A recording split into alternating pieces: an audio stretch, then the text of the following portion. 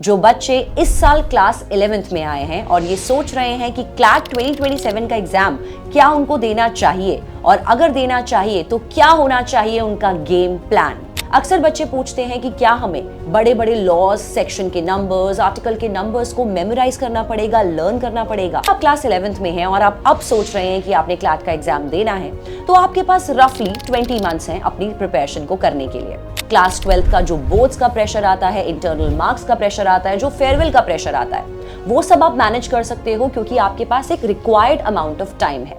Hello everyone, welcome to an amazing channel of PW CLAT. I'm Advocate Mansi Jain.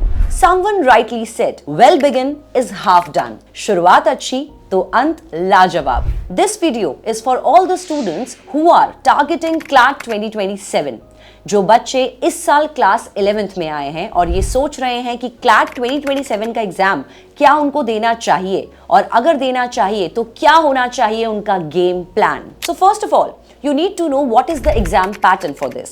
ये test आपका reasoning ability test होता है। It's not a theoretical test. अक्सर बच्चे पूछते हैं कि क्या हमें बड़े बड़े लॉज, सेक्शन के नंबर्स, आर्टिकल के नंबर्स को मेमोराइज करना पड़ेगा, लर्न करना पड़ेगा। नहीं, इसकी आपको कोई जरूरत नहीं है। This is an aptitude based test.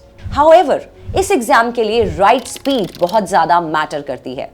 जी हाँ, इस पेपर में आपको 120 क्वेश्चंस मिलते हैं जिसके लिए आपको 2 घंटे का समय मिलता है। So definitely in this case a tortoise can not win the race.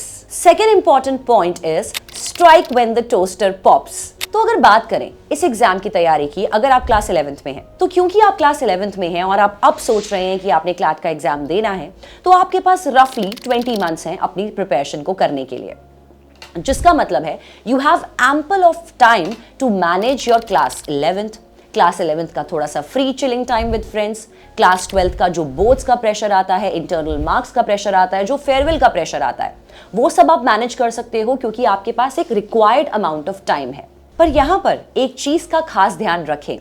किसी ने सही ही कहा था, if you can't manage your attention you can not manage your time.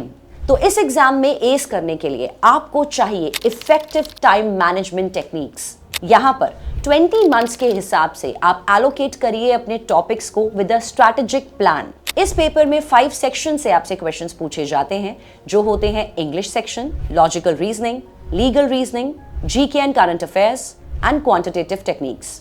In 5 section में से क्यूटी के सेक्शन को छोड़ के चारों सेक्शन के लिए आप स्टार्ट कर सकते हैं अभी से पढ़ना, और वो फाउंडेशन आपने बिल्ड करना है न्यूज़पेपर रीडिंग के साथ। न्यूज़पेपर रीडिंग के साथ आपका जीके एंड करंट अफेयर्स का सेक्शन हो जाता है। इंग्लिश एंड लॉजिकल रीजनिंग में भी ये सेक्शन आपको बहुत हेल्प आउट करता है। साथ ही लीगल करंट अपडेट से भी आप वेल वर्स रहते हैं with the thorough newspaper reading. Another important point, क्योंकि अभी आप क्लास 11th में हैं और अभी अभी आपने किसी ना किसी स्ट्रीम को ऑप्ट किया होगा, चाहे वो साइंस हो, ह्यूमैनिटीज हो या कॉमर्स हो, तो यहाँ पर कुछ ऐसे बच्चे भी होंगे जो साइंस स्ट्रीम से होंगे, ऐसे बच्चे भी होंगे जो कॉमर्स विदाउट मैथ स्ट्रीम से होंगे। तो यहाँ पर पेपर के 5 सेक्शंस को जानने के बाद कुछ बच्चे ये सोचते हैं कि मैम मैं तो साइंस स्ट्रीम से हूँ, कुछ बच्चे सोचते हैं कि मैं कॉमर्स से हूँ और मेरे पास मैथ्स नहीं थी, और कुछ बच्चे ऐसे भी होंगे जो कहेंगे यार दोस्त ने ये वाली स्ट्रीम ले ली थी इसलिए मैंने ये वाली स्ट्रीम ऑप्ट कर ली। तो अब मैं कैसे ये 5 सेक्शंस को प्रिपेयर कर सकता हूँ, क्योंकि लीगल मैंने आज तक नहीं पढ़ा, क्यूटी मैंने आज तक नहीं पढ़ा। तो यहाँ पर अब मन क्योंकि आपने बना लिया है वकालत करने का, तो बिल्कुल कर सकते हो, बिल्कुल मुमकिन है। राइट मेंटोरशिप और राइट गाइडेंस के साथ इस एप्टीट्यूड बेस्ड पेपर के लिए आप बिल्कुल तैयारी कर सकते हैं, इवन इफ आपने मैथ्स ना पढ़ा हो, आपने लीगल पहले कभी ना पढ़ा हो। अनदर इंपॉर्टेंट पॉइंट इज, बच्चे ये भी सोचते हैं कि क्या मैं क्लास 11th से तैयारी शुरू कर रहा हूं तो मैं सेल्फ स्टडी से इस एग्जाम को क्रैक कर सकता हूं या मुझे कोई कोचिंग की जरूरत है। तो यहाँ पर अगर आप एक ड्रॉपर स्टूडेंट है, जब आपने क्लास 12th के बाद ड्रॉप लिया है और अगर आप ऑलरेडी क्लैट को अटेम्प्ट दे चुके हैं, उस केस में self study is a good plan. But अगर आप एक नोवाइस या बिगिनर हैं तो self study is a complete no. तो क्लैट की प्रिपरेशन के लिए आप ऑफलाइन या ऑनलाइन प्लेटफॉर्म्स को सेलेक्ट कर सकते हैं, जहां पर पीडब्ल्यू के ऑनलाइन बैचेस भी आपके लिए अवेलेबल हैं, जो आपको क्लैट, एलिट और ओलिट एग्जाम्स की तैयारी कराता है। Last point that you need to know is that practice will sell you through in this exam. This aptitude based paper needs consistent practice, जिसके लिए आपको regular mock test, sectional test और topic test को सॉल्व करना है in a time based manner. So at last I would like to add, अगर आप क्लास 11 स्टूडेंट हैं और आपने सोच लिया है कि क्लैट 2027 को टारगेट करना है और क्रैक करना है, then this is the right time to start. Because always remember, strike when the iron is hot. Thank you.